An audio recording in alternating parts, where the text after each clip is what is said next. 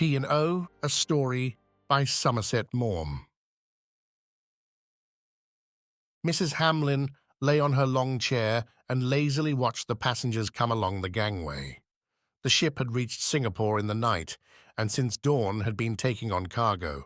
The winches had been grinding away all day, but by now her ears were accustomed to their insistent clamour. She had lunched at the Europe, and for lack of anything better to do, had driven in a rickshaw through the gay, multitudinous streets of the city. Singapore is the meeting place of many races. The Malays, though natives of the soil, dwell uneasily in towns and are few, and it is the Chinese, supple, alert and industrious, who throng the streets. The dark-skinned Tamils walk on their silent, naked feet, as though they were but brief sojourners in a strange land.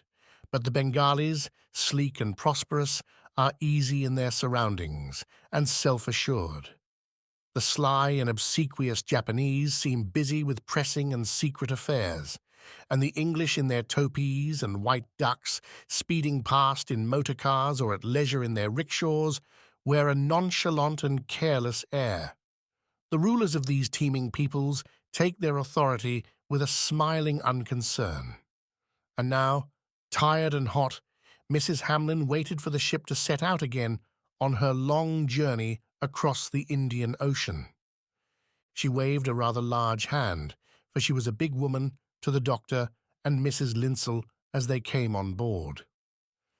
She had been on the ship since she left Yokohama, and had watched with acid amusement the intimacy which had sprung up between the two. Linsell was a naval officer who had been attached to the British Embassy at Tokyo, and she had wondered at the indifference with which he took the attentions that the doctor paid his wife. Two men came along the gangway, new passengers, and she amused herself by trying to discover from their demeanour whether they were single or married. Close by, a group of men were sitting together on rattan chairs, planters she judged by their khaki suits and wide-brimmed double-felt hats, and they kept the deck steward busy with their orders. They were talking loudly and laughing, for they had all drunk enough to make them somewhat foolishly hilarious, and they were evidently giving one of their number a send-off. But Mrs. Hamlyn could not tell which it was that was to be a fellow passenger. The time was growing short. More passengers arrived, and then Mr. Jepson, with dignity, strolled up the gangway. He was a consul and was going home on leave. He had joined the ship at Shanghai and had immediately set about making himself agreeable to Mrs. Hamlyn. But just then she was disinclined for anything in the nature of a flirtation. She frowned as she thought of the reason which was taking her back to England. She would be spending Christmas at sea, far from anyone who cared two straws about her, and for a moment she felt a little twist at her heartstrings. It vexed her that a subject which she was so resolute to put away from her should so constantly intrude on her unwilling mind. But a warning bell clanged loudly, and there was a general movement among the men who sat beside her. "Well, if we don't want to be taken on, we'd better be toddling," said one of them. They rose and walked towards the gangway. Now that they were all shaking hands, she saw who it was that they had come to see the last of. There was nothing very interesting about the man on whom Mrs. Hamlyn's eyes rested, but because she had nothing better to do, she gave him more than a casual glance. He was a big fellow, well over 6 feet high, broad and stout. He was dressed in a bedraggled suit of khaki drill, and his hat was battered and shabby. His friends left him, but they bandied chaff from the quay, and Mrs. Hamlyn noticed that he had a strong Irish brogue. His voice was full, loud, and hearty. Mrs. Linsell had gone below, and the doctor came and sat down beside Mrs. Hamlyn. They told one another their small adventures of the day. The bell sounded again, and presently the ship slid away from the wharf. The Irishman waved a last farewell to his friends, and then sauntered towards the chair on which he had left papers and magazines. He nodded to the doctor. "Is that someone you know?" asked Mrs. Hamlin. I was introduced to him at the club before tiffin. His name is Gallagher. He's a planter. After the hubbub of the port and the noisy bustle of departure, the silence of the ship was marked and grateful. They steamed slowly past green-clad rocky cliffs. The P&O anchorage was in a charming and secluded cove, and came out into the main harbour. Ships of all nations lay at anchor, a great multitude, passenger boats, tugs, lighters, tramps, and beyond, behind the breakwater, you saw the crowded masts, a bare, straight forest of the native junks. In the soft light of the evening, the busy scene was strangely touched with mystery, and you felt that all those vessels, their activity for the moment suspended, waited for some event of a peculiar significance. Mrs. Hamlin was a bad sleeper, and when the dawn broke, she was in the habit of going on deck. It rested her troubled heart to watch the last faint stars fade before the encroaching day, and at that early hour the glassy sea had often an immobility which seemed to make all earthly sorrows of little consequence. The light was wan, and there was a pleasant shiver in the air. But next morning, when she went to the end of the promenade deck, she found that someone was up before her. It was Mr. Gallagher. He was watching the low coast of Sumatra, which the sunrise, like a magician, seemed to call forth from the dark sea. She was startled and a little vexed, but before she could turn away, he had seen her and nodded. "Up early," he said. "Have a cigarette?" He was in pyjamas and slippers. He took his case from his coat pocket and handed it to her. She hesitated. She had on nothing but a dressing gown and a little lace cap, which she had put over her tousled hair, and she knew that she must look a sight, but she had her reasons for scourging her soul. "I suppose a woman of 40 has no right to mind how she looks," she smiled, as though he must know what vain thoughts occupied her. She took the cigarette. "But you're up early, too." "I'm a planter. I've had to get up at 5 in the morning for so many years that I don't know how I'm going to get out of the habit." "You'll not find it will make you very popular at home." She saw his face better now, that it was not shadowed by a hat. It was agreeable without being handsome. He was of course much too fat, and his features, which must have been good enough when he was a young man, were thickened. His skin was red and bloated, but his dark eyes were merry, and though he could not have been less than 45, his hair was black and thick. He gave you an impression of great strength. He was a heavy, ungraceful, commonplace man, and Mrs. Hamlin, except for the promiscuity of shipboard, would never have thought it worthwhile to talk to him. "Are you going home on leave?" she hazarded. "No, I'm going home for good." His black eyes twinkled. He was of a communicative turn, and before it was time for Mrs. Hamlin to go below in order to have her bath, he had told her a good deal about himself. He had been in the Federated Malay States for 25 years, and for the last 10 had managed an estate in Selatan. It was 100 miles from anything that could be described as civilization, and the life had been lonely, but he had made money. During the rubber boom he had done very well, and with an astuteness which was unexpected in a man who looked so happy-go-lucky, he had invested his savings in government stock. Now that the slump had come, he was prepared to retire. "What part of Ireland do you come from?" asked Mrs. Hamlin. "Galway."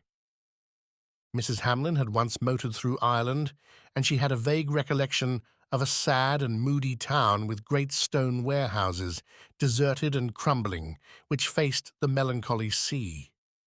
She had a sensation of greenness and of soft rain, of silence and of resignation. Was it here that Mr. Gallagher meant to spend the rest of his life? He spoke of it with boyish eagerness. The thought of his vitality in that grey world of shadows was so incongruous that Mrs. Hamlin was intrigued. "Does your family live there?" she asked. "I've got no family. My mother and father are dead. So far as I know, I haven't a relation in the world." He had made all his plans. He had been making them for 25 years, and he was pleased to have someone to talk to of all these things that he had been obliged for so long, only to talk to himself about. He meant to buy a house, and he would keep a motor car. He was going to breed horses. He didn't much care about shooting. He had shot a lot of big game during his first years in the FMS. But now he had lost his zest. He didn't see why the beasts of the jungle should be killed. He had lived in the jungle so long, but he could hunt. "Do you think I'm too heavy?" he asked. Mrs. Hamlyn, smiling, looked him up and down with appraising eyes. "You must weigh a ton," she said. He laughed. The Irish horses were the best in the world, and he'd always kept pretty fit. You had a devil of a lot of walking exercise on a rubber estate, and he'd played a good deal of tennis. He'd soon get thin in Ireland. Then he'd marry. Mrs. Hamlyn looked silently at the sea, coloured now with the tenderness of the sunrise. She sighed. "Was it easy to drag up all your roots? Is there no one you regret leaving behind?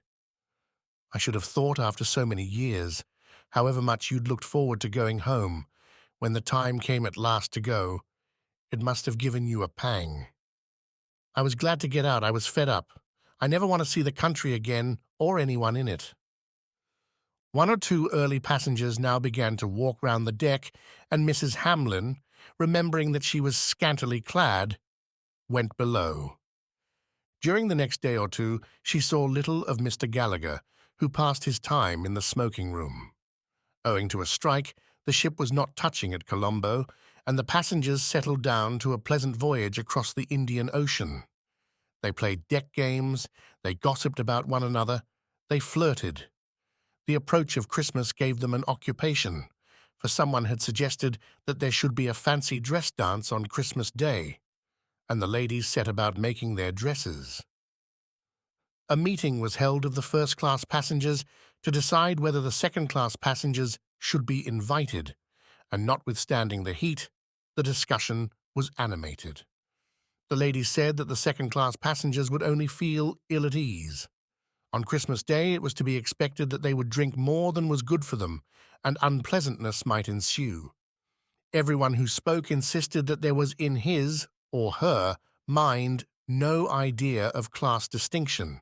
No one would be so snobbish as to think there was any difference between first and second-class passengers as far as that went, but it would really be kinder to the second-class passengers not to put them in a false position.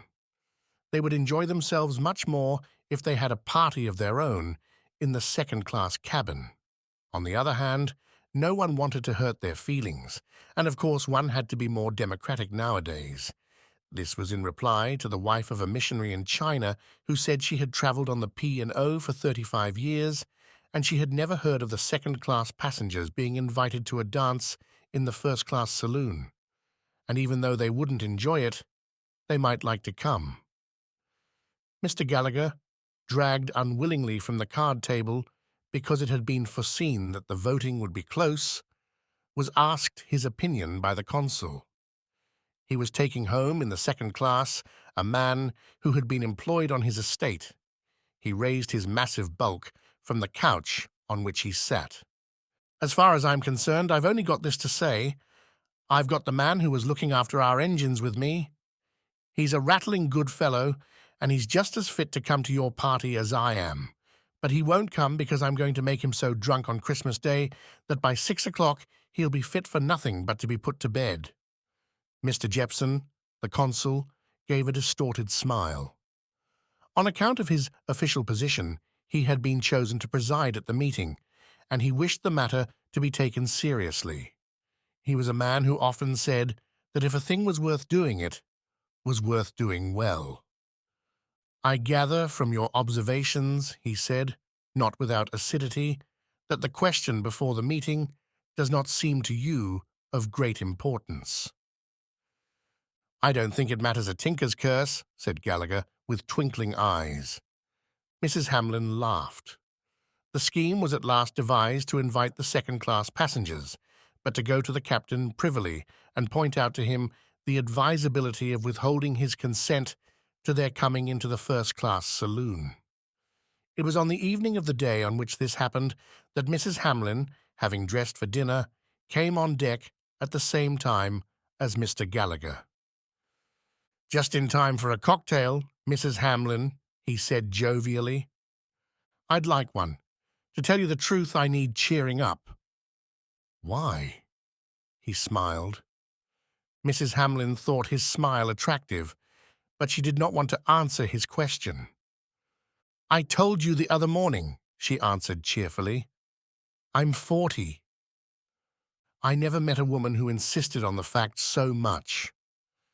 They went into the lounge, and the Irishman ordered a dry martini for her and a gin pahit for himself. He had lived too long in the East to drink anything else. "You've got hiccups," said Mrs. Hamlin. "Yes, I've had them all the afternoon," he answered carelessly. "It's rather funny. They came on just as we got out of sight of land." "I dare say they'll pass off after dinner." They drank, the second bell rang, and they went into the dining saloon. "You don't play bridge?" he said as they parted. "No." Mrs. Hamlin did not notice that she saw nothing of Gallagher for 2 or 3 days. She was occupied with her own thoughts. They crowded upon her when she was sewing. They came between her and the novel with which she sought to cheat their insistence. She had hoped that as the ship took her further away from the scene of her unhappiness, the torment of her mind would be eased. But contrariwise, each day that brought her nearer England increased her distress. She looked forward with dismay to the bleak emptiness of the life that awaited her, and then, turning her exhausted wits from a prospect that made her flinch, she considered, as she had done she knew not how many times before, the situation from which she had fled. She had been married for 20 years. It was a long time, and of course she could not expect her husband to be still madly in love with her. She was not madly in love with him, but they were good friends, and they understood one another. Their marriage, as marriages go, might very well have been looked upon as a success. Suddenly, she discovered that he had fallen in love. She would not have objected to a flirtation. He had had those before, and she had chaffed him about them. He had not minded that. It somewhat flattered him, and they had laughed together at an inclination which was neither deep nor serious. But this was different. He was in love as passionately as a boy of 18. He was 52. It was ridiculous. It was indecent. And he loved without sense or prudence. By the time the hideous fact was forced upon her, all the foreigners in Yokohama knew it. After the first shock of astonished anger, for he was the last man from whom such a folly might have been expected, she tried to persuade herself that she could have understood, and so have forgiven if he had fallen in love with a girl. Middle-aged men often make fools of themselves with flappers, and after 20 years in the Far East, she knew that the 50s were the dangerous age for men. But he had no excuse. He was in love with a woman 8 years older than herself. It was grotesque, and it made her, his wife, perfectly absurd. Dorothy Lakem was hard on 50. He had known her for 18 years, for Lakem, like her own husband, was a silk merchant in Yokohama. Year in, year out, they had seen one another 3 or 4 times a week, and once, when they happened to be in England together, had shared a house at the seaside. But nothing. Not till a year ago had there been anything between them but a chaffing friendship. It was incredible. Of course, Dorothy was a handsome woman. She had a good figure, overdeveloped perhaps, but still comely, with bold black eyes and a red mouth and lovely hair, but all that she had had years before. She was 48. 48! Mrs. Hamlin tackled her husband at once. At first he swore that there was not a word of truth in what she accused him of, but she had her proofs. He grew sulky, and at last he admitted what he could no longer deny. Then he said an astonishing thing. "Why should you care?" he asked. It maddened her. She answered him with angry scorn. She was voluble, finding in the bitterness of her heart wounding things to say. He listened to her quietly. I've not been such a bad husband to you for the 20 years we've been married. For a long time now, we've only been friends. I have a great affection for you, and this hasn't altered it in the very smallest degree. I'm giving Dorothy nothing that I take away from you. But what have you to complain of in me? Nothing? No man could want a better wife? How can you say that when you have the heart to treat me so cruelly? I don't want to be cruel to you. I can't help myself. But what on earth made you fall in love with her? How can I tell? You don't think I wanted to, do you? Couldn't you have resisted? I tried. I think we both tried. You talk as though you were 20. Why, you're both middle-aged people. She's 8 years older than I am. It makes me look such a perfect fool. He did not answer. She did not know what emotions seethed in her heart. Was it jealousy that seemed to clutch at her throat? Anger? Or was it merely wounded pride? I'm not going to let it go on. If only you and she were concerned, I would divorce you. But there's her husband, and then there are the children. Good heavens, does it occur to you that if they were girls instead of boys, she might be a grandmother by now? Easily. What a mercy that we have no children. He put out an affectionate hand as though to caress her, but she drew back with horror. You've made me the laughing stock of all my friends. For all our sakes, I'm willing to hold my tongue, but only on the condition that everything stops now, at once and forever. He looked down and played reflectively with a Japanese knick-knack that was on the table. I'll tell Dorothy what you say, he replied at last. She gave him a little bow, silently, and walked past him out of the room. She was too angry to observe that she was somewhat melodramatic. She waited for him to tell her the result of his interview with Dorothy Latham, but he made no further reference to the scene. He was quiet, polite, and silent. And at last, she was obliged to ask him. And have you forgotten what I said to you the other day? She inquired frigidly. No, I talked to Dorothy. She wished me to tell you that she is desperately sorry that she has caused you so much pain. She would like to come and see you, but she is afraid you wouldn't like it. What decision have you come to? He hesitated. He was very grave, but his voice trembled a little. I'm afraid there's no use in our making a promise we shouldn't be able to keep. That settles it then, she answered. I think I should tell you that if you brought an action for divorce, we should have to contest it. You would find it impossible to get the necessary evidence, and you would lose your case. I wasn't thinking of doing that. I shall go back to England and consult a lawyer. Nowadays, these things can be managed fairly easily, and I shall throw myself on your generosity. I dare say you will enable me to get my freedom without bringing Dorothy Latham into the matter. He sighed. It's an awful muddle, isn't it? I don't want you to divorce me, but of course I'll do anything I can to meet your wishes. What on earth do you expect me to do? She cried, her anger rising again. Do you expect me to sit still and be made a damned fool of? I'm awfully sorry to put you in a humiliating position. He looked at her with harassed eyes. I'm quite sure we didn't want to fall in love with one another. We're both of us very conscious of our age.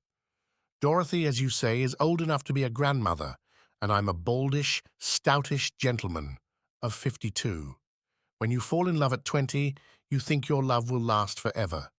But at 50 you know so much about life and about love, and you know that it will last so short a time.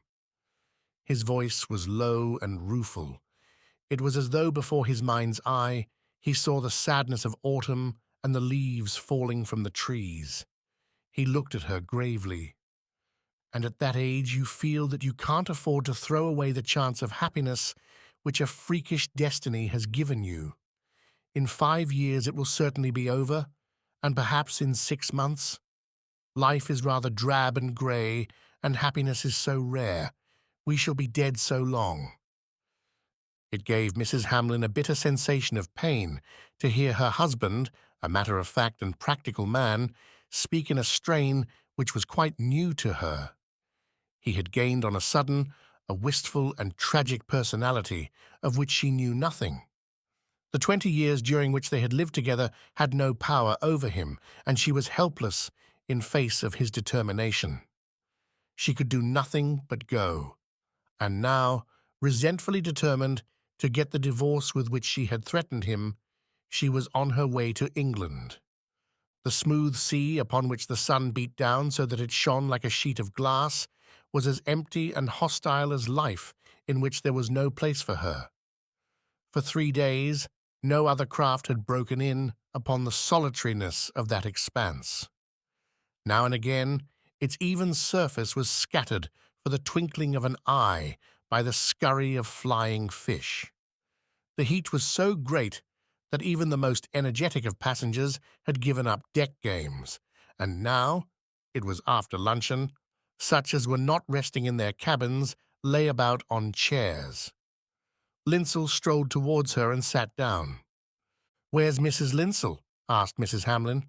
"Oh, I don't know. She's about somewhere." His indifference exasperated her. Was it possible that he did not see that his wife and the surgeon were falling in love with one another? Yet, not so very long ago, he must have cared. Their marriage had been romantic. They had become engaged when Mrs. Linsell was still at school and he little more than a boy. They must have been a charming, handsome pair, and their youth and their mutual love must have been touching. And now, after so short a time, they were tired of one another. It was heartbreaking. What had her husband said? "I suppose you're going to live in London when you get home?" asked Linsell lazily, for something to say. "I suppose so," said Mrs. Hamlyn. It was hard to reconcile herself to the fact that she had nowhere to go, and where she lived mattered not in the least to anyone alive. Some association of ideas made her think of Gallagher. She envied the eagerness with which he was returning to his native land, and she was touched and at the same time amused when she remembered the exuberant imagination he showed in describing the house he meant to live in and the wife he meant to marry. Her friends in Yokohama, apprised in confidence of her determination to divorce her husband, had assured her that she would marry again. She did not much want to enter a second time upon a state which had once so disappointed her, and besides, most men would think twice before they suggested marriage to a woman of 40. Mr. Gallagher wanted a buxom young person. "Where is Mr. Gallagher?" she asked the submissive Linsell. "I haven't seen him for the last day or two." "Didn't you know? He's ill." "Poor thing. What's the matter with him?" "He's got hiccups." Mrs. Hamlyn laughed. "Hiccups don't make one ill, do they?" "The surgeon is rather worried. He's tried all sorts of things, but he can't stop them." "How very odd."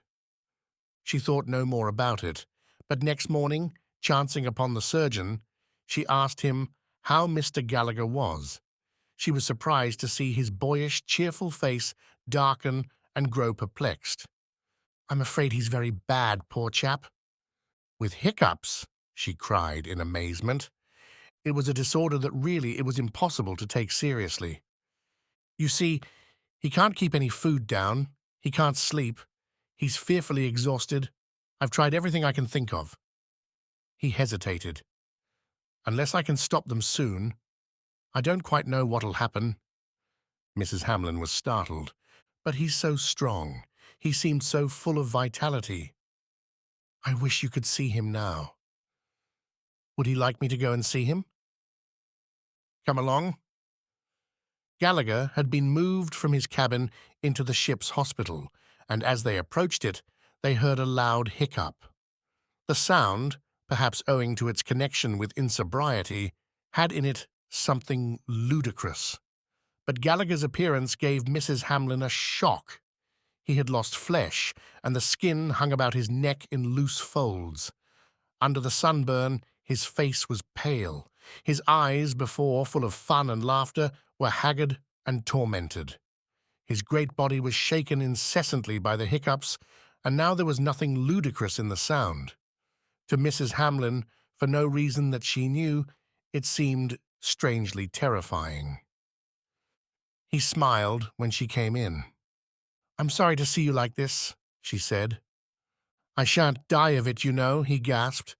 "I shall reach the green shores of Erin all right." There was a man sitting beside him, and he rose as they entered. "This is Mr. Pryce," said the surgeon. He was in charge of the machinery on Mr. Gallagher's estate. Mrs. Hamlin nodded. This was the second-class passenger to whom Gallagher had referred when they had discussed the party which was to be given on Christmas Day. He was a very small man, but sturdy, with a pleasantly impudent countenance and an air of self-assurance. "Are you glad to be going home?" asked Mrs. Hamlin. "You bet I am, lady," he answered. The intonation of the few words told Mrs. Hamlin that he was a Cockney, and recognizing the cheerful, sensible, good-humoured and careless type, her heart warmed to him. "You're not Irish?" She smiled. "Not me, miss. London's my home, and I shan't be sorry to see it again, I can tell you." Mrs. Hamlin never thought it offensive to be called miss. "Well, sir, I'll be getting along," he said to Gallagher, with the beginning of a gesture, as though he were going to touch a cap which he hadn't got on. Mrs. Hamlin asked the sick man whether she could do anything for him, and in a minute or two left him with the doctor. The little Cockney was waiting outside the door. "Can I speak to you a minute or two, miss?" he asked. "Of course." The hospital cabin was aft, and they stood, leaning against the rail, and looked down on the well deck, where lascars and stewards off duty were lounging about on the covered hatches. "I don't know exactly how to begin," said Pryce, uncertainly, a serious look strangely changing his lively, puckered face. "I've been with Mr. Gallagher for 4 years now, and a better gentleman you wouldn't find in a week of Sundays." He hesitated again. "I don't like it, and that's the truth." "What don't you like?" "Well, if you ask me, he's for it, and the doctor don't know it. I told him, but he won't listen to a word I say." "You mustn't be too depressed, Mr. Pryce.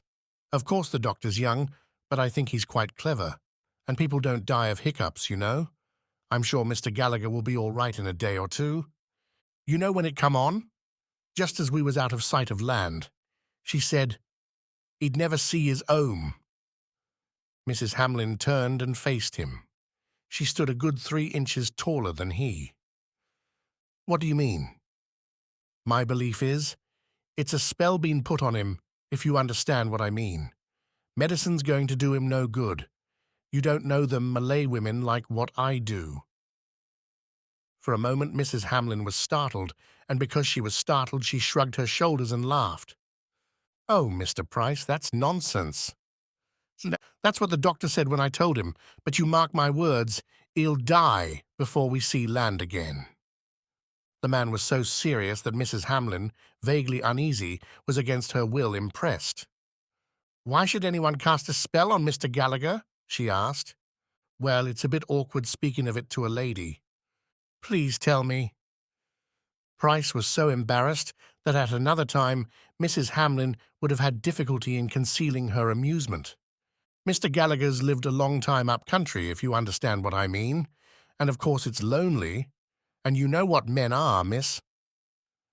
"I've been married for 20 years, she replied, smiling. "I beg your pardon, ma'am.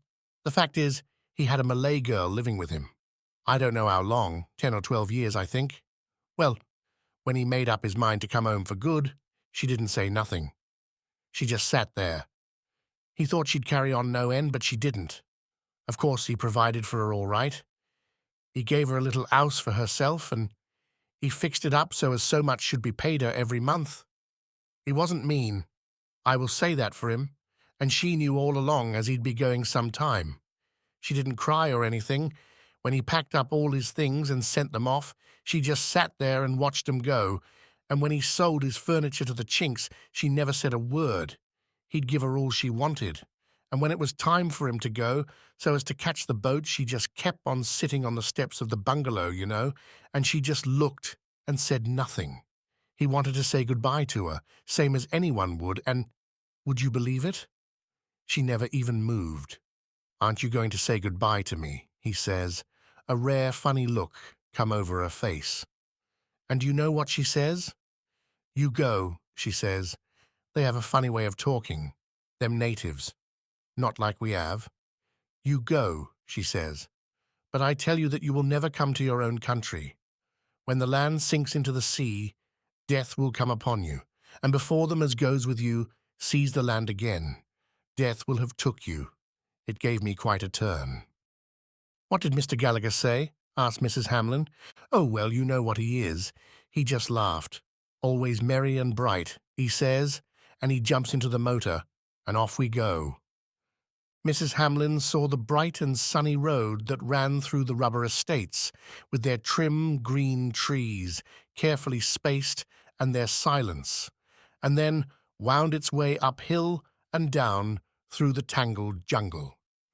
The car raced on, driven by a reckless Malay with its white passengers, past Malay houses that stood away from the road among the coconut trees, sequestered and taciturn, and through busy villages where the marketplace was crowded with dark-skinned little people in gay sarongs.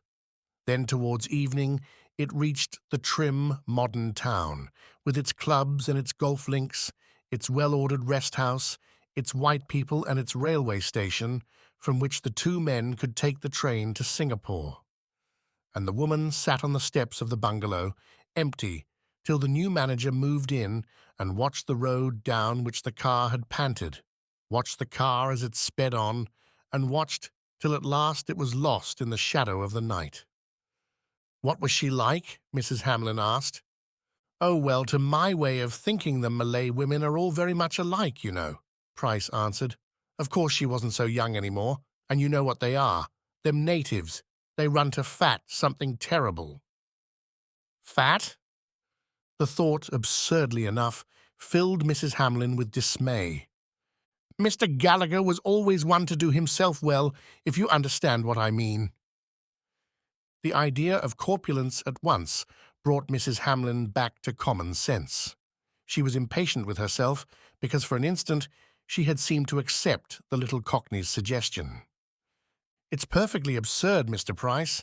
Fat women can't throw spells on people at a distance of 1,000 miles. In fact, life is very difficult for a fat woman anyway." "You can laugh, miss, but unless something's done, you mark my words, the governor's for it. And medicine ain't going to save him. Not white man's medicine. Pull yourself together, Mr. Pryce. This fat lady had no particular grievance against Mr. Gallagher. As these things are done in the East, he seems to have treated her very well. Why should she wish him any harm? We don't know how they look at things.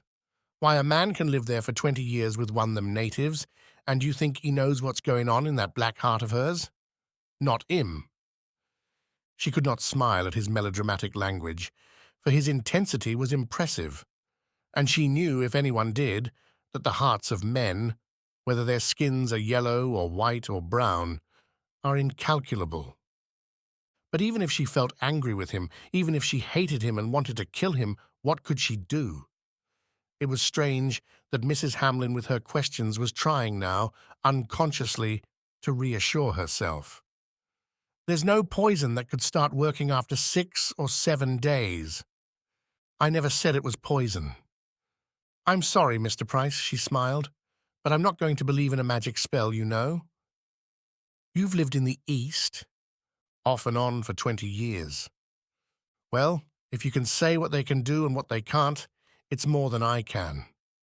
He clenched his fist and beat it on the rail with sudden, angry violence. "I'm fed up with the bloody country. It's got on my nerves, that's what it is. We're no match for them, us white men, and that's a fact. If you'll excuse me, I think I'll go and have a tiddly. I've got the jumps." He nodded abruptly and left her.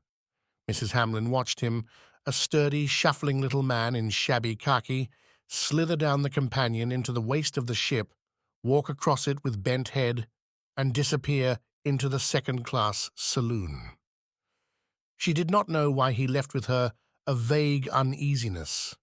She could not get out of her mind that picture of a stout woman, no longer young, in a sarong, a coloured jacket and gold ornaments, who sat on the steps of a bungalow looking at an empty road.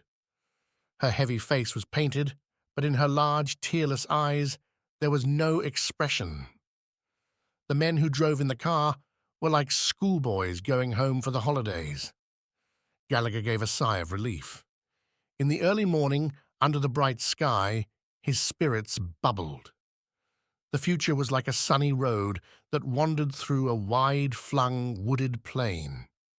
Later in the day, Mrs. Hamlyn asked the doctor how his patient did. The doctor shook his head. "I'm done. I'm at the end of my tether." He frowned unhappily. "It's rotten luck, striking a case like this. It would be bad enough at home, but on board ship." He was an Edinburgh man, but recently qualified, and he was taking this voyage as a holiday before settling down to practice. He felt himself aggrieved. He wanted to have a good time, and faced with this mysterious illness, he was worried to death. Of course he was inexperienced, but he was doing everything that could be done, and it exasperated him to suspect that the passengers thought him an ignorant fool. "Have you heard what Mr. Pryce thinks?" asked Mrs. Hamlyn. "I never heard such rot. I told the captain, and he's right up in the air. He doesn't want it talked about. He thinks it'll upset the passengers." "I'll be as silent as the grave." The surgeon looked at her sharply. "Of course you don't believe that there can be any truth in nonsense of that sort?" he asked. "Of course not." She looked out at the sea, which shone, blue and oily and still, all round them. "I've lived in the East a long time," she added. "Strange things happen there." "This is getting on my nerves," said the doctor. Near them, two little Japanese gentlemen were playing deck quoits. They were trim and neat in their tennis shirts, white trousers and buckram shoes. They looked very European. They even called the score to one another in English, and yet somehow to look at them filled Mrs. Hamlyn at that moment with a vague disquiet. Because they seemed to wear so easily a disguise, there was about them something sinister. Her nerves, too, were on edge. And presently, no one quite knew how, the notion spread through the ship that Gallagher was bewitched. While the ladies sat about on their deck chairs, stitching away at the costumes they were making for the fancy dress party on Christmas Day, they gossiped about it in undertones, and the men in the smoking room talked of it over their cocktails. A good many of the passengers had lived long in the East, and from the recesses of their memory they produced strange and inexplicable stories. Of course, it was absurd to think seriously that Gallagher was suffering from a malignant spell. Such things were impossible, and yet this and that was a fact, and no one had been able to explain it. The doctor had to confess that he could suggest no cause for Gallagher's condition. He was able to give a physiological explanation, but why these terrible spasms should have suddenly assailed him, he did not say. Feeling vaguely to blame, he tried to defend himself. "Why, it's the sort of case you might never come across in the whole of your practice," he said. "It's rotten luck." He was in wireless communication with passing ships, and suggestions for treatment came from here and there. "I've tried everything they tell me," he said irritably. "The doctor of the Japanese boat advised adrenaline. How the devil does he expect me to have adrenaline in the middle of the Indian Ocean?" There was something impressive in the thought of this ship speeding through a deserted sea, while to her from all parts came unseen messages. She seemed at that moment strangely alone, and yet the center of the world. In the lazarette, the sick man, shaken by the cruel spasms, gasped for life. Then the passengers became conscious that the ship's course was altered, and they heard that the captain had made up his mind to put in at Aden. Gallagher was to be landed there and taken to the hospital, where he could have attention which on board was impossible. The chief engineer received orders to force his engines. The ship was an old one, and she throbbed with the greater effort. The passengers had grown used to the sound and feel of her engines, and now the greater vibration shook their nerves with a new sensation.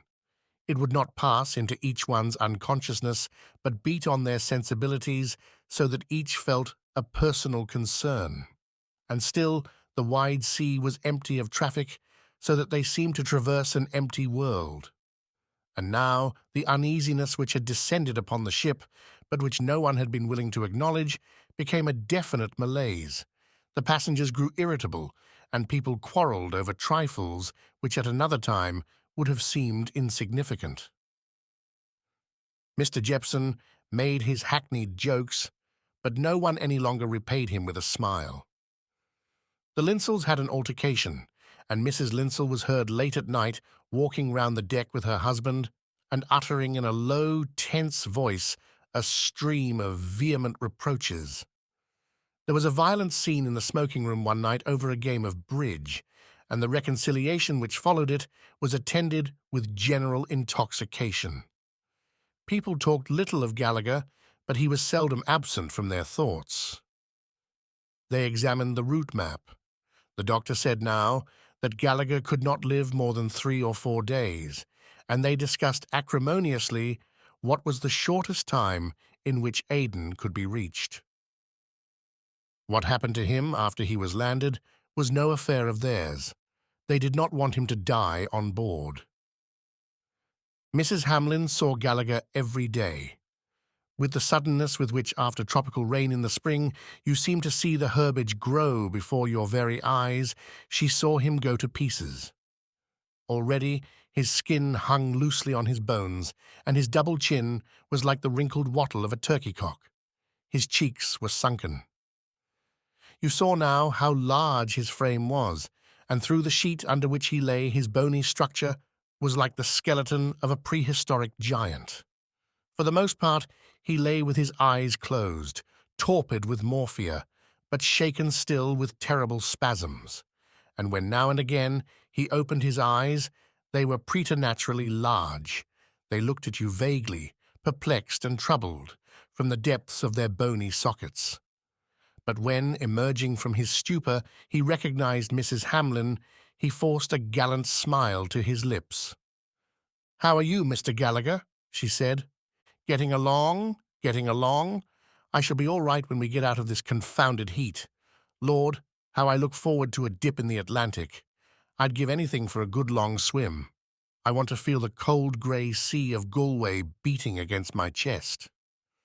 Then the hiccup shook him from the crown of his head to the sole of his foot. Mr. Pryce and the stewardess shared the care of him.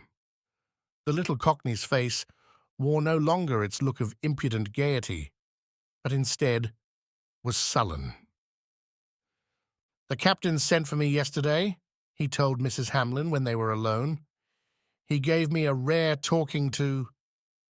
What about—" He said he wouldn't have all this hoodoo stuff. He said it was frightening the passengers, and I'd better keep a watch on me tongue, or I'd have him to reckon with. It's not my doing. I never said a word except to you and the doctor. It's all over the ship. I know it is. Do you think it's only me that's saying it? All them Lascars and the Chinese, they all know what's the matter with him. You don't think you can teach them much, do you? They know it ain't a natural illness." Mrs. Hamlyn was silent. She knew through the amours of some of the passengers that there was no one on the ship, except the whites, who doubted that the woman whom Gallagher had left in distant Ceylon was killing him with her magic. All were convinced that as they sighted the barren rocks of Arabia, his soul would be parted from his body. "The captain says if he hears of me trying any hanky-panky, he'll confine me to my cabin for the rest of the voyage," said Pryce, suddenly a surly frown on his puckered face. "What do you mean by hanky-panky?" He looked at her for a moment fiercely, as though she too were an object of the anger he felt against the captain. "The doctor's tried every damn thing he knows, and he's wirelessed all over the place, and what good has he done? Tell me that. Can't he see the man's dying? There's only one way to save him now." What do you mean? It's magic what's killing him, and it's only magic what'll save him. Oh, don't you say it can't be done. I've seen it with me own eyes. His voice rose, irritable and shrill. I've seen a man dragged from the jaws of death, as you might say, when they got in a pawang, what we call a witch doctor, and he did his little tricks. I seen it with me own eyes, I tell you. Mrs. Hamlin did not speak. Pryce gave her a searching look. One of them Lascar's on board. He's a witch doctor, same as the pawang that we have in the FMS, and he says he'll do it. Only he must have a live animal. A cock would do. What do you want a live animal for? Mrs. Hamlin asked, frowning a little. The Cockney looked at her with quick suspicion. If you take my advice, you won't know anything about it. But I tell you what, I'm going to leave no stone unturned to save my governor. And if the captain hears of it and shuts me up in me cabin, well, let him. At that moment, Mrs. Linsell came up, and Pryce, with his quaint gesture of salute, left them. Mrs. Linsell wanted Mrs. Hamlin to fit the dress she had been making herself for the fancy dress ball, and on the way down to the cabin, she spoke to her anxiously of the possibility that Mr. Gallagher might die on Christmas Day. They could not possibly have the dance if he did. She had told the doctor that she would never speak to him again if this happened, and the doctor had promised her faithfully that he would keep the man alive over Christmas Day somehow. It would be nice for him, too, said Mrs. Linsell. For whom? Asked Mrs. Hamlin. For poor Mr. Gallagher. Naturally, no one likes to die on Christmas Day. Do they? I don't really know, said Mrs. Hamlin. That night, after she had been asleep a little while, she awoke weeping. It dismayed her that she should cry in her sleep. It was as though then the weakness of the flesh mastered her, and her will broken, she were defenseless against a natural sorrow. She turned over in her mind, as so often before, the details of the disaster which had so profoundly affected her. She repeated the conversations with her husband, wishing she had said this and blaming herself because she had said the other. She wished with all her heart that she had remained in comfortable ignorance of her husband's infatuation, and asked herself whether she would not have been wiser to pocket her pride and shut her eyes to the unwelcome truth. She was a woman of the world, and she knew too well how much more she lost in separating herself from her husband than his love. She lost the settled establishment and the assured position, the ample means and the support of a recognized background. She had known of many separated wives living equivocally on smallish incomes, and knew how quickly their friends found them tiresome. And she was lonely. She was as lonely as the ship that throbbed her hasting way through an unpeopled sea, and lonely as the friendless man who lay dying in the ship's lazarette. Mrs. Hamlin knew that her thoughts had got the better of her now, and that she would not easily sleep again. It was very hot in her cabin. She looked at the time. It was between 4 and half past. She must pass 2 mortal hours before broke the reassuring day. She slipped into a kimono and went on deck. The night was somber, and although the sky was unclouded, no stars were visible. Panting and shaking, the old ship under full steam lumbered through the darkness. The silence was uncanny. Mrs. Hamlin, with bare feet, groped her way slowly along the deserted deck. It was so black that she could see nothing. She came to the end of the promenade deck and leaned against the rail. Suddenly she started, and her attention was fixed, for on the lower deck she caught a fitful glow. She leaned forward cautiously. It was a little fire, and she saw only the glow because the naked backs of men, crouched round, hid the flame. At the edge of the circle, she divined, rather than saw, a stocky figure in pajamas. The rest were natives, but this was a European. It must be Pryce, and she guessed immediately that some dark ceremony of exorcism was in progress. Straining her ears, she heard a low voice muttering a string of secret words. She began to tremble.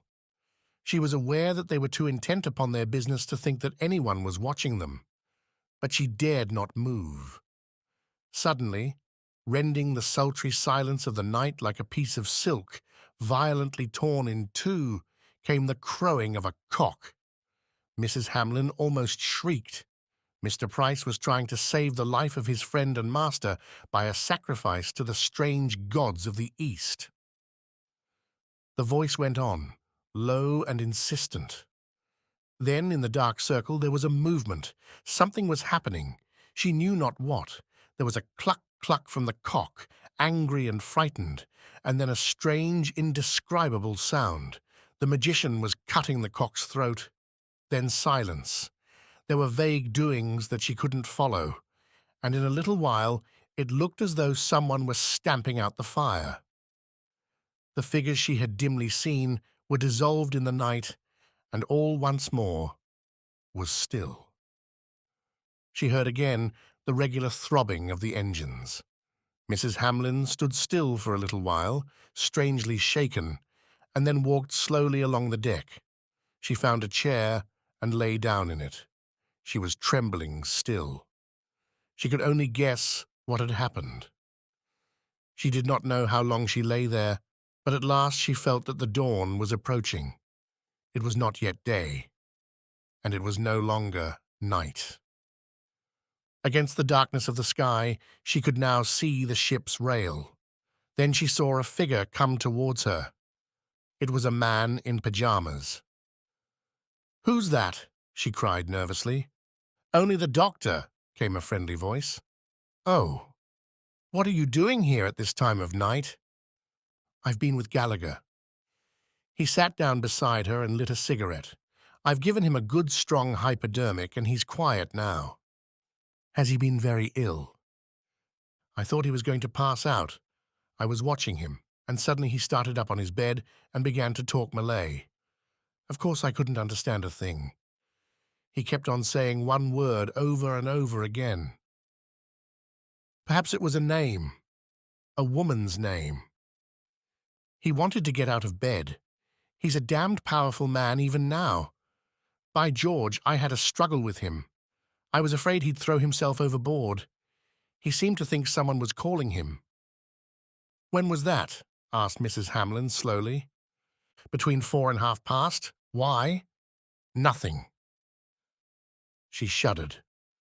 Later in the morning, when the ship's life was set upon its daily round, Mrs. Hamlyn passed Pryce on the deck, but he gave her a brief greeting and walked on with quickly averted gaze.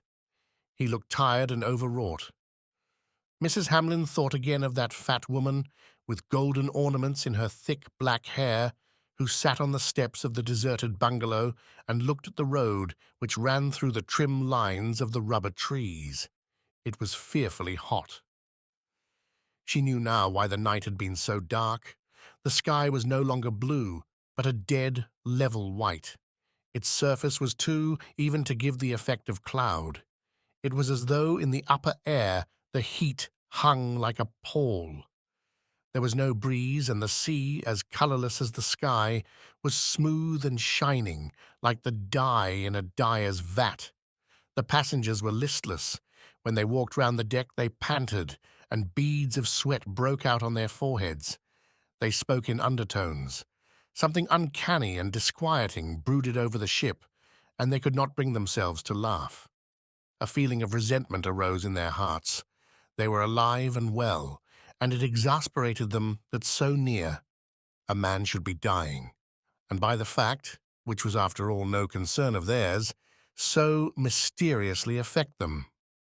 A planter in the smoking room over a gin sling said brutally what most of them felt, though none had confessed.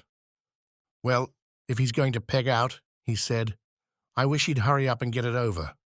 It gives me the creeps." The day was interminable. Mrs. Hamlyn was thankful when the dinner hour arrived. So much time, at all events, was past. She sat at the doctor's table. "When do we reach Aden?" she asked. "Sometime tomorrow. The captain says we shall sight land between 5 and 6 in the morning." She gave him a sharp look. He stared at her for a moment, then dropped his eyes and reddened. He remembered that the fat woman sitting on the bungalow steps, had said that Gallagher would never see the land. Mrs. Hamlin wondered whether he, the sceptical, matter-of-fact young doctor, was wavering at last. He frowned a little, and then, as though he sought to pull himself together, looked at her once more. "I shan't be sorry to hand over my patient to the hospital people at Aden, I can tell you," he said.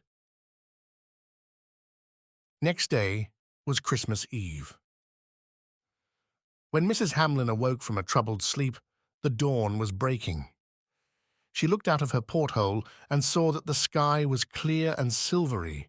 During the night, the haze had melted and the morning was brilliant. With a lighter heart, she went on deck. She walked as far forward as she could go. A late star twinkled palely close to the horizon. There was a shimmer on the sea as though a loitering breeze passed playful fingers over its surface. The light was wonderfully soft, tenuous, like a budding wood in spring, and crystalline, so that it reminded you of the bubbling of water in a mountain brook. She turned to look at the sun, rising rosy in the east, and saw coming towards her the doctor. He wore his uniform. He had not been to bed all night. He was dishevelled, and he walked, with bowed shoulders, as though he were dog-tired. She knew at once that Gallagher was dead. When he came up to her, she saw that he was crying. He looked so young then that her heart went out to him. She took his hand. "You poor dear," she said. "You're tired out." "I did all I could," he said. "I wanted so awfully to save him." His voice shook, and she saw that he was almost hysterical. "When did he die?" she asked. He closed his eyes, trying to control himself, and his lips trembled. "A few minutes ago." Mrs. Hamlin sighed. She found nothing to say. Her gaze wandered across the calm, dispassionate and ageless sea. It stretched on all sides of them as infinite as human sorrow, but on a sudden her eyes were held, for there, ahead of them, on the horizon, was something which looked like a precipitous and massy cloud. But its outline was too sharp to be a cloud's. She touched the doctor on the arm. "What's that?" He looked at it for a moment, and under his sunburn she saw him grow white. Land. Once more, Mrs. Hamlin thought of the fat Malay woman who sat silent on the steps of Gallagher's bungalow. Did she know? They buried him when the sun was high in the heavens. They stood on the lower deck, and on the hatches, the first and second-class passengers, the white stewards, and the European officers. The missionary read the burial service. "Man that is born of a woman hath but a short time to live, and is full of misery. He cometh up, and is cut down, like a flower. He fleeth, as it were a shadow, and never continueth in one stay." Pryce looked down at the deck with knit brows. His teeth were tight-clenched. He did not grieve, for his heart was hot with anger. The doctor and the consul stood side by side. The consul bore to a nicety the expression of an official regret, but the doctor, clean-shaven now, in his neat, fresh uniform and his gold braid, was pale and harassed. From him, Mrs. Hamlin's eyes wandered to Mrs. Linsell. She was pressed against her husband, weeping, and he was holding her hand tenderly. Mrs. Hamlin did not know why this sight singularly affected her. At that moment of grief, her nerves distraught, the little woman went by instinct to the protection and support of her husband. But then Mrs. Hamlin felt a little shudder pass through her, and she fixed her eyes on the seams in the deck, for she did not want to see what was toward. There was a pause in the reading. There were various movements. One of the officers gave an order. The missionary's voice continued. "Forasmuch as it has pleased Almighty God of his great mercy to take unto himself the soul of our dear brother here departed, we therefore commend his body to the deep, to be turned into corruption, looking for the resurrection of the body when the sea shall give up its dead." Mrs. Hamlyn felt the hot tears flow down her cheeks. There was a dull splash. The missionary's voice went on. When the service was finished, the passengers scattered. The second-class passengers returned to their quarters, and a bell rang to summon them to luncheon. But the first-class passengers sauntered aimlessly about the promenade deck. Most of the men made for the smoking room and sought to cheer themselves with whiskies and sodas and with gin slings. But the consul put up a notice on the board outside the dining saloon summoning the passengers to a meeting. Most of them had an idea for what purpose it was called, and at the appointed hour they assembled. They were more cheerful than they had been for a week, and they chattered with a gaiety which was only subdued by a mannerly reserve. The consul, an eyeglass in his eye, said that he had gathered them together to discuss the question of the fancy dress dance on the following day. He knew they all had the deepest sympathy for Mr. Gallagher, and he would have proposed that they should combine to send an appropriate message to the deceased's relatives. But his papers had been examined by the purser, and no trace could be found of any relative or friend with whom it was possible to communicate. The late Mr. Gallagher appeared to be quite alone in the world.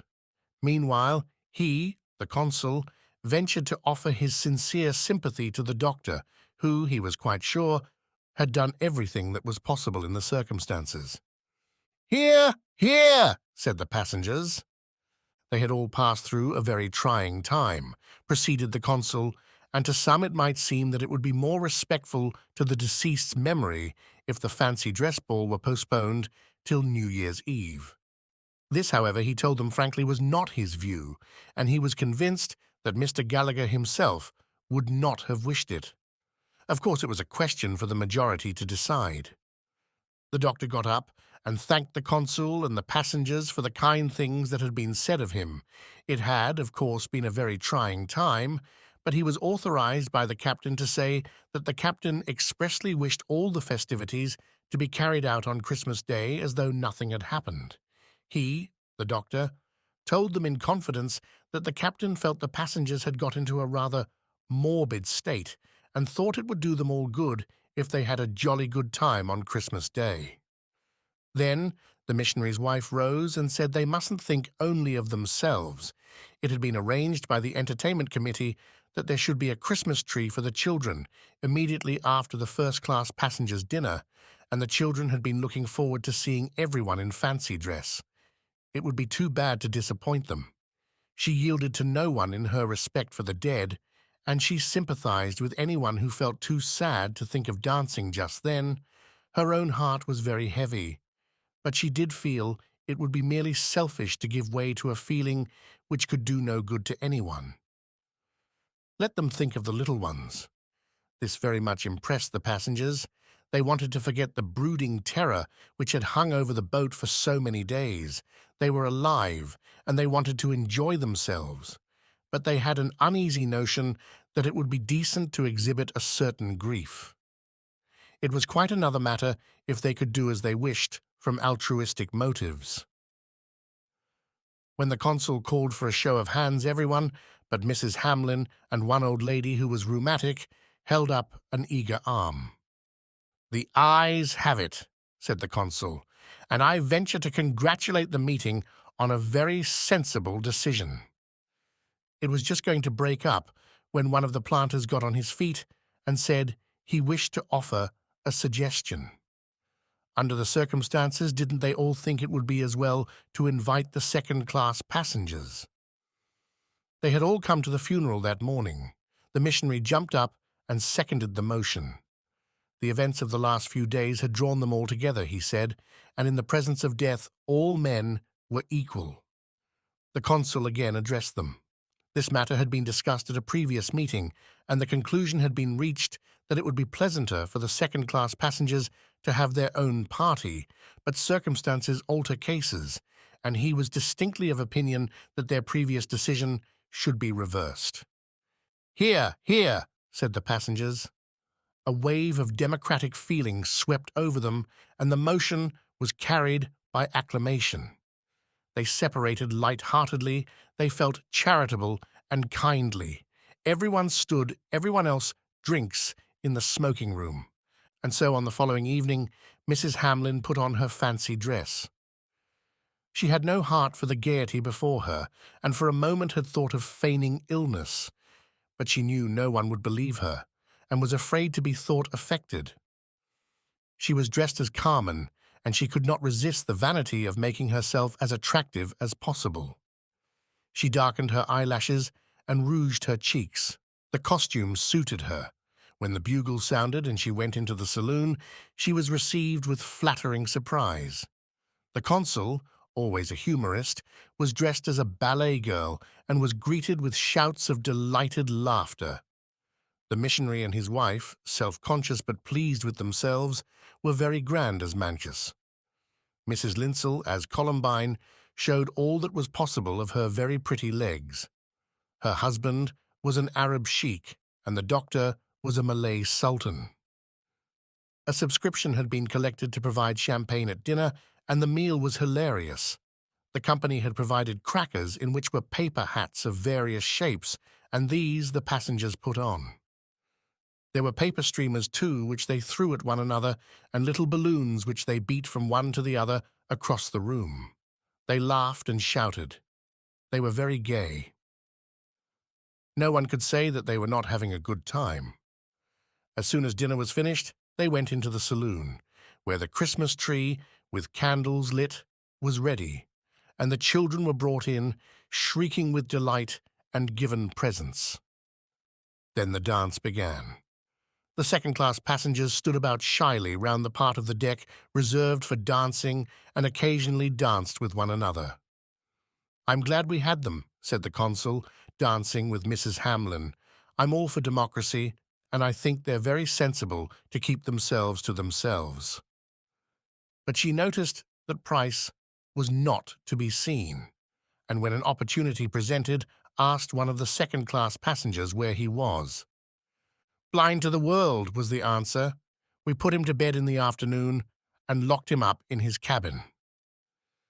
The consul claimed her for another dance. He was very facetious. Suddenly, Mrs. Hamlin felt that she could not bear it any more. The noise of the amateur band, the consul's jokes, the gaiety of the dancers. She knew not why, but the merriment of those people passing on their ship through the night and the solitary sea affected her on a sudden with horror.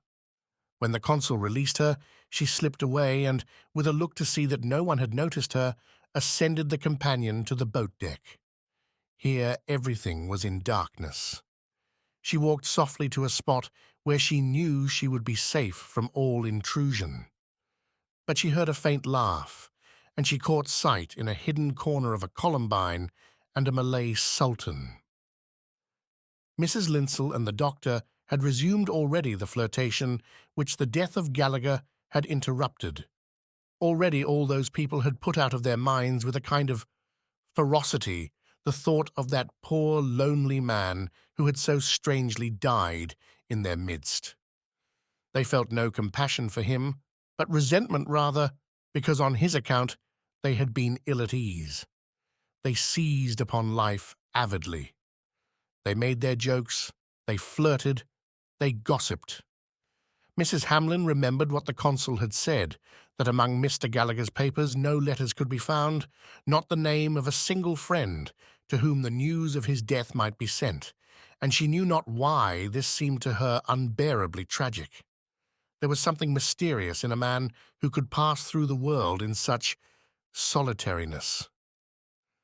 When she remembered how he had come on deck in Singapore so short a while since, in such rude health, full of vitality, and his arrogant plans for the future, she was seized with dismay. Those words of the burial service filled her with a solemn awe. "Man that is born of a woman hath but a short time to live, and is full of misery. He cometh up, and is cut down, like a flower. Year in, year out, he had made his plans for the future. He wanted to live so much, and he had so much to live for. And then, just when he stretched out his hand, oh, it was pitiful. It made all the other distresses of the world of small account. Death with its mystery, was the only thing that really mattered. Mrs. Hamlin leaned over the rail and looked at the starry sky. Why did people make themselves unhappy? Let them weep for the death of those they loved.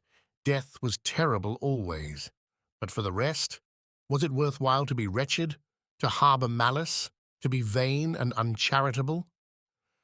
She thought again of herself and her husband and the woman he so strangely loved. He too had said that we live to be happy so short a time, and we are so long dead.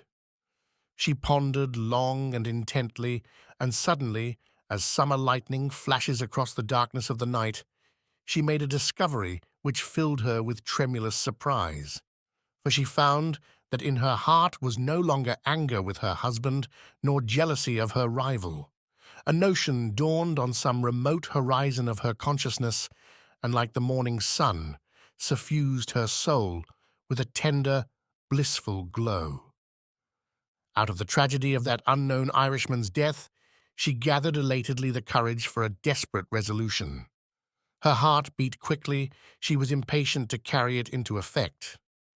A passion for self-sacrifice seized her. The music had stopped, the ball was over, most of the passengers would have gone to bed, and the rest would be in the smoking room. She went down to her cabin and met no one on the way. She took her writing pad and wrote a letter to her husband.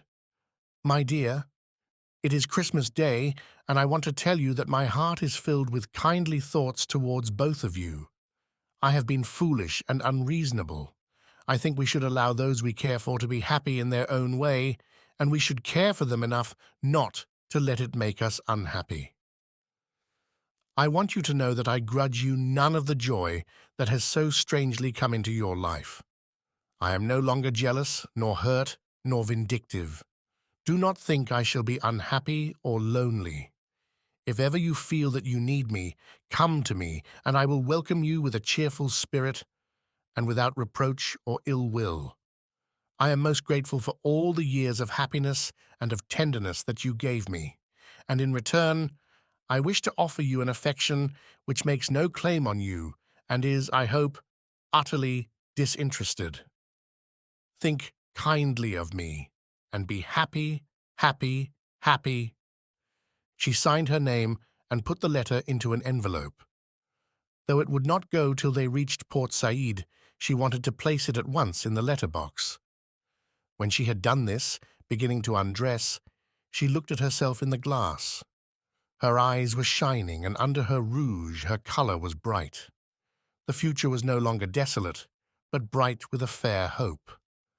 She slipped into bed and fell at once into a sound and dreamless sleep.